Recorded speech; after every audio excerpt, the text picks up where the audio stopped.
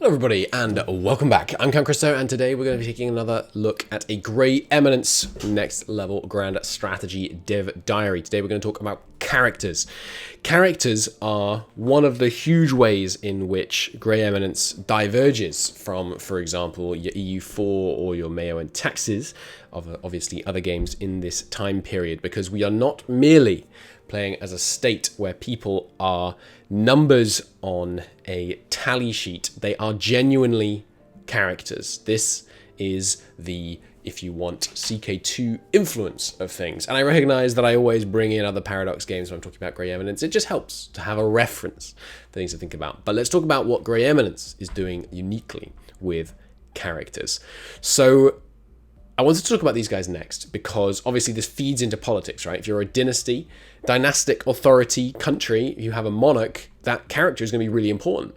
But they're important in all countries, that is to say, and we will talk more about that now. So, what are characters? They're people with agency or with the potential to agency. So that means not literally everyone is a character. There aren't going to be, billions of characters in this game. But these are rulers, elites, their families, and they have goals which are determined by their personalities. Pretty cool.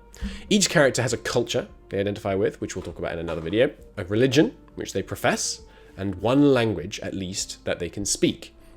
They also have a sexuality and a health, which when reduced to 0 results in their death. All makes sense so far. They also are physically located in a tile and can travel around. Now this is technically true in Crusader Kings, but you really don't feel it much. Like that you can travel instantly any distance in CK2 and CK3, for example, by just reassigning someone to a different army and things like that.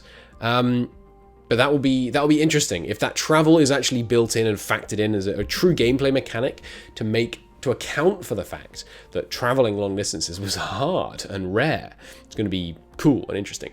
They also own buildings and have their own retinues. Don't always have to. That's interesting. So we'll have to see how this retinue system works. That existed kind of in Imperator. It's been a while since I've been in Imperator, but the idea of characters having their own retinues within a state, very interesting, very promising. So, traits. Again, to use our references, we've all played CK... Well, I keep saying we've all played. I'm sure this is not necessarily the case for everyone watching, but many of us have played CK2 and CK3. So, we know roughly what traits are there. They're individual things which have various effects. But here, we're looking a little bit different. Each character has 5 personality traits, and these are actually spectrums. It's not merely you have the trait of courage.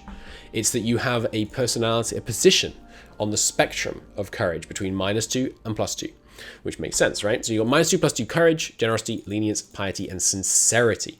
Let's take a look at what those actually mean. So firstly, courage. How a character evaluates and acts on opportunities to fulfill their goals. It doesn't force or prevent action for very cowardly or very brave characters. Instead, it makes them over or underestimate what they need to achieve their goals. So that makes sense, right? If you're a really courageous politician, you might launch a coup even when you don't necessarily have the power to see it through necessarily, or you might not. If you're more cowardly, you're going to act only when you're certain that success is guaranteed.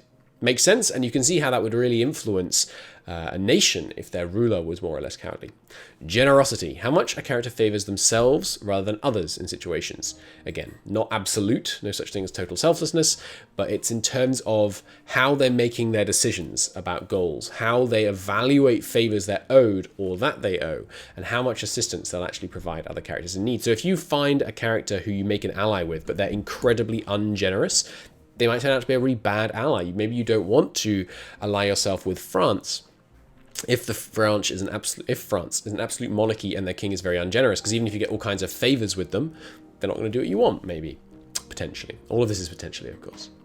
Lenience. Their predilections for forgiveness, change, and other points of view. So presumably this is basically just how rapidly you're going to change to tend to other things and to change their view, how tolerant they're going to be of other cultures and religions, that kind of thing.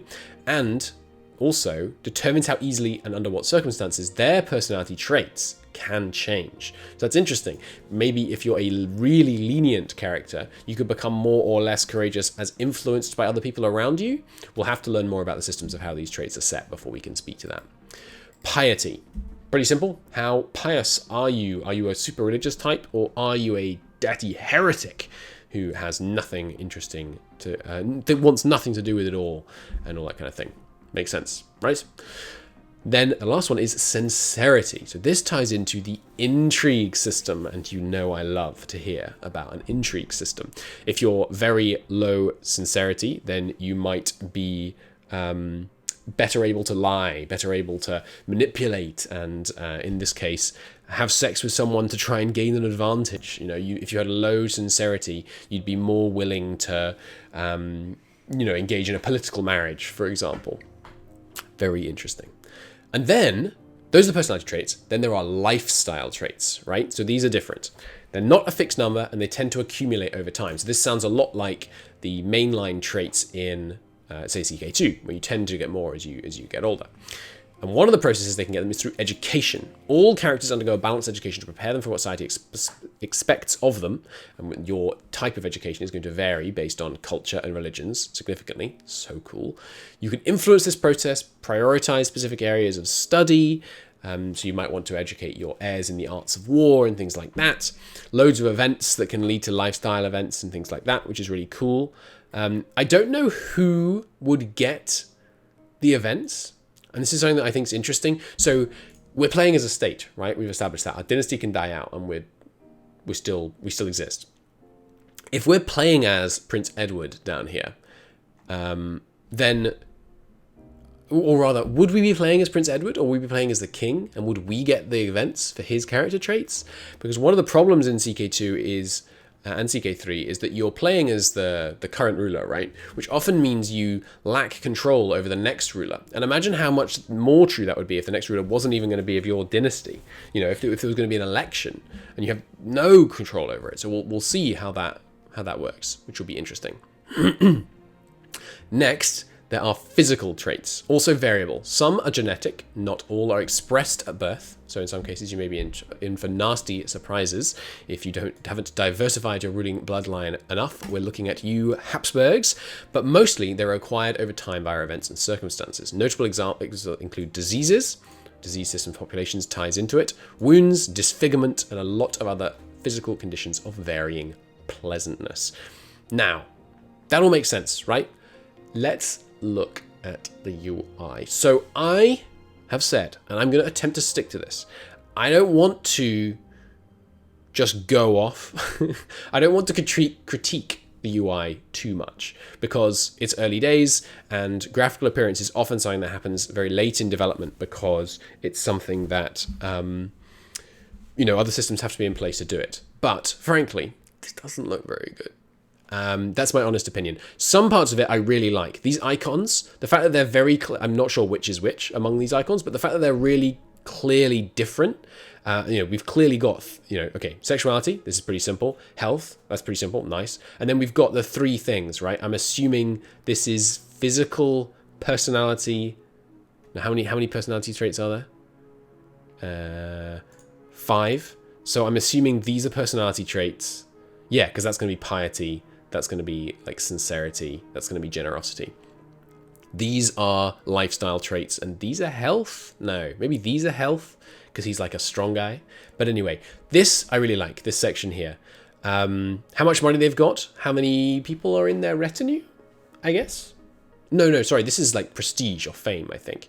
What religion they are, all this looks fine. This, I don't like this very much. That's just it's my opinion so far. Maybe in the context of the game, you wouldn't mind at all. But let's look at his family down here, and we'll go over all the stuff in between, don't worry. But these people all just kind of look the same. And it's cool. Like, I think it's nicer than CK2, for example. And maybe we've just been spoiled by kind of full character animation, which obviously I'm not expecting and wouldn't want. It would be a massive waste of time and resources, in my opinion, to try and do that kind of thing. Because it's like intense to try and do that, as we've seen in CK3. But I don't know, this doesn't look very good to me. That's my honest opinion, and I'm sorry for it. Obviously, as I say, lots of this can change, and also not everything has to look really pretty. It's easy to become spoiled by excellent UI, and obviously the other thing about this is it's not very informative. But again, The UI is early, it's going to change, and I'm going to try. I'm not going to go on and on about it.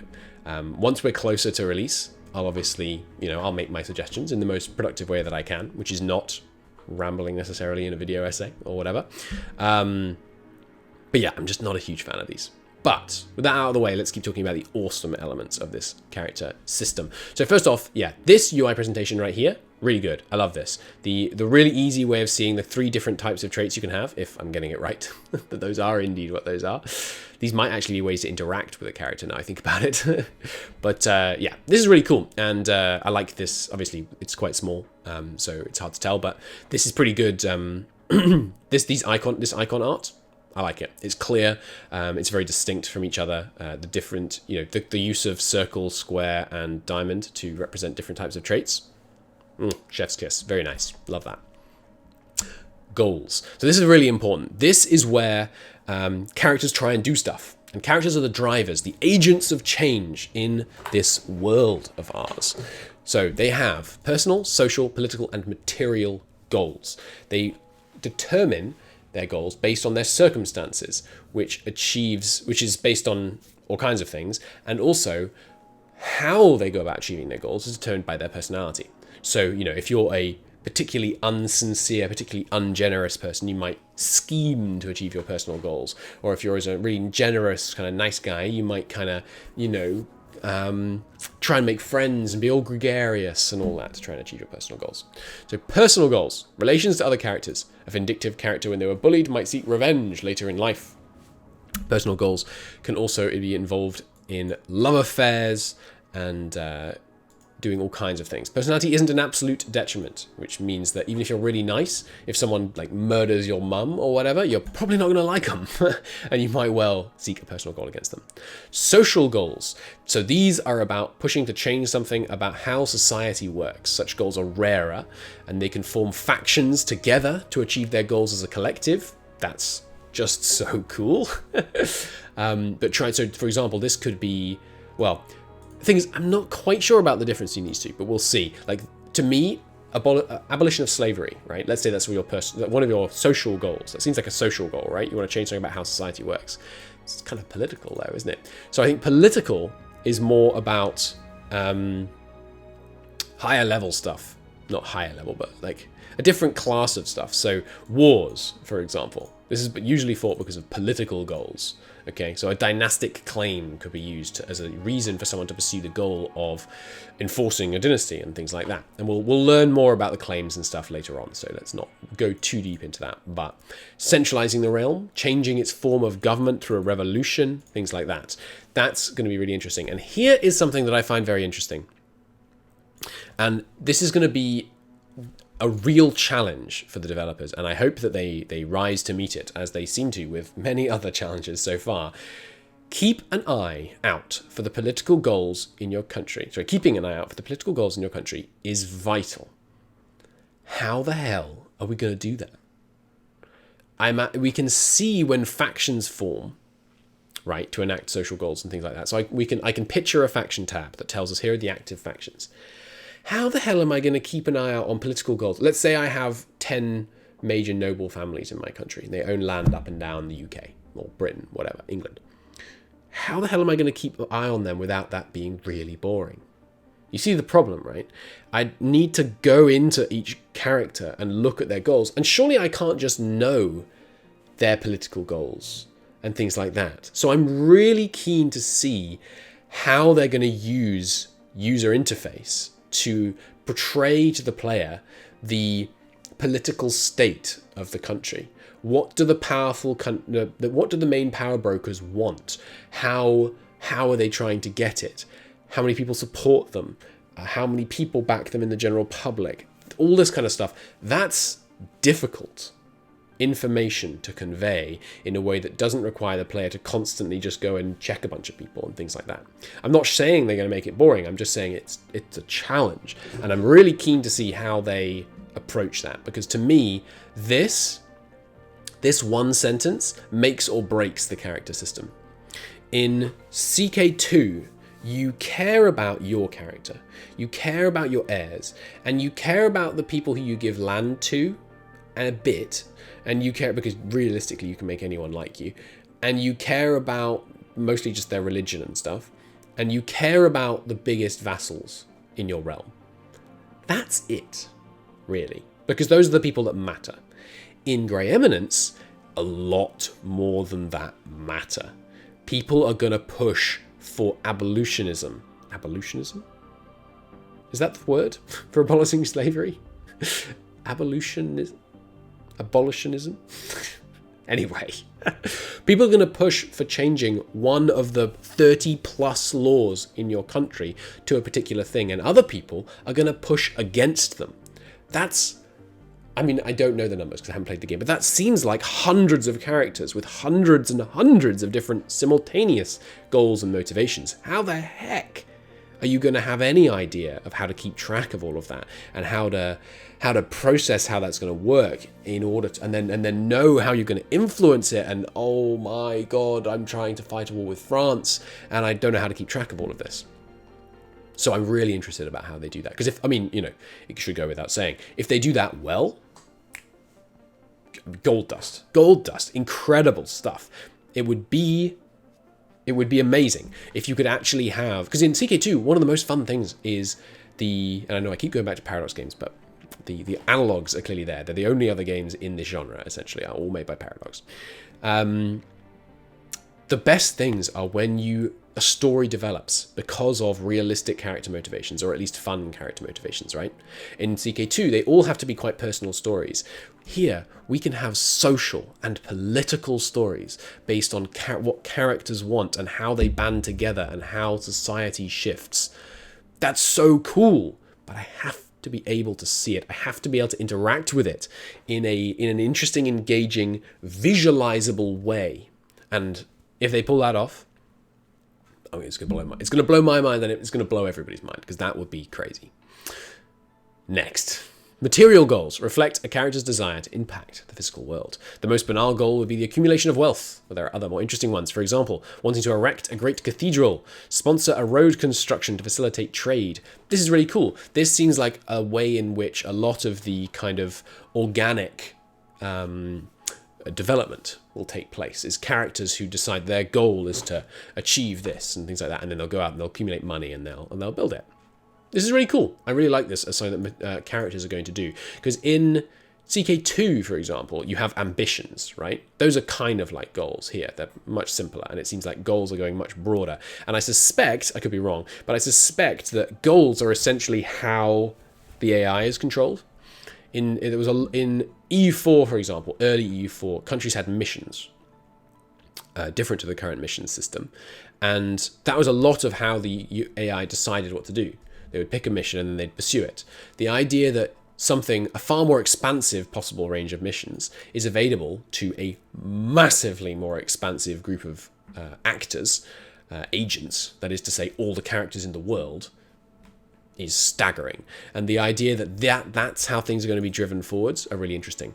One thing to talk about here in terms of goals, and this being one of the driving forces, is I'm really interested to see how they tie this into the kind of theory of history that Grey Eminence could be said to be espousing if it were trying to be a true historical simulation, which I'm not involved in the project, but I'm confident to say it's not. It's trying to be a game.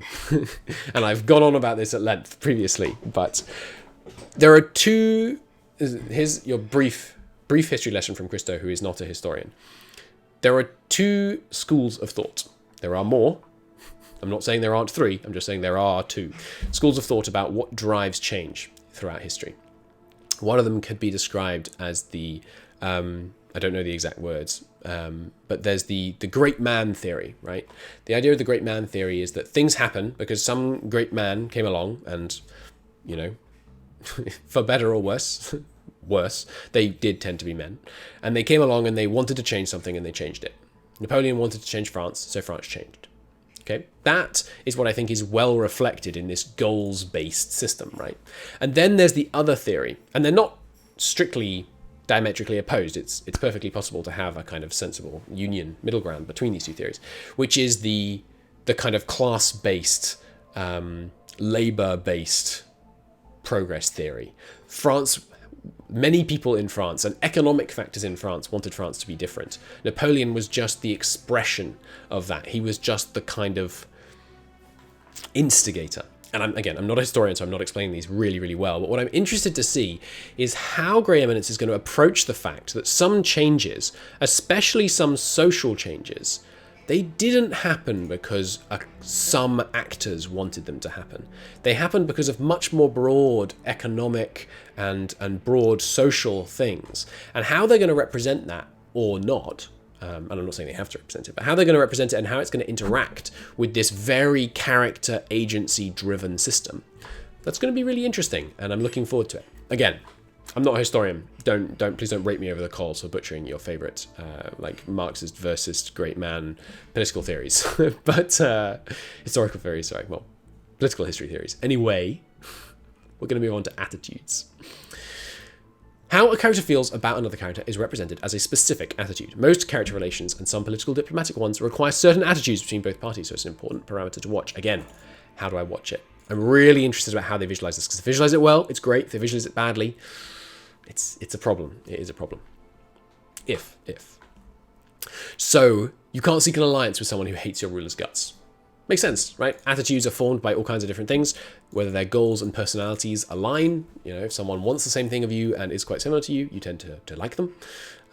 Of course, if their goals align because they're the same but competing, even if their personalities are quite similar, you might end up hostile to them. All kinds of things like that. And then, of course, if you're a vassal, it won't merely be friendly, but instead loyal, which could, of course, be very useful. And again, it's something you need to keep track of and has to be fun to keep track of, has to be interesting and engaging to be able to keep track of how loyal your characters are. Then there's relations, and by this it means actual relations, not attitudinal relations. Families. So, for example, here we have this guy. He's got parents, grandparents, siblings, children. Something not displayed on this UI, and it's possible just it's clipped or it's possible it's incomplete, are in-laws, which should be interesting. So I think parents, grandparents, siblings, children, these are your genetic relations, right? But I'd also be interested to see in-laws and things like that. So I wonder if there'll be a family tree and if you can unify two different family trees, because that would be, again, a UI struggle, but something that's really interesting to see, right? So if you're the Black Prince and whoever his wife is or whatever, if you could see your family here and their family here, and then kind of see how they integrate and, like, you know, make sure it's not too integrated and things like that, could be really interesting. And then there are relationships. So these are the family relations, but there are non-family relations. So vassalage, for example, makes sense, right? Friends and enemies, makes sense. And then you can also have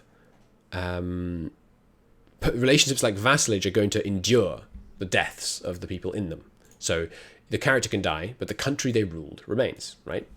Makes sense. Again, I'm not a huge fan of these faces. We'll see what they're like in game, obviously. And, you know, I really think, so this is a purely personal take.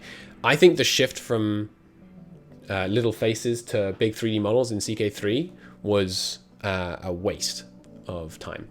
It's incredibly impressive. It's very technically impressive. And whoever was behind making it, please, not that you're probably watching this, but if you are, please don't take this personally. You did incredible work.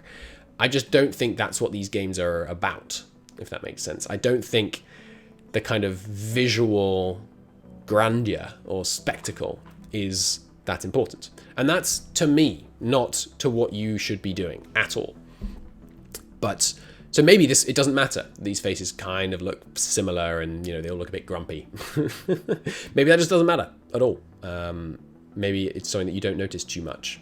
And I think this heart thing is interesting. Is that their health because the dead ones don't have it, or is it that they all happen to like him?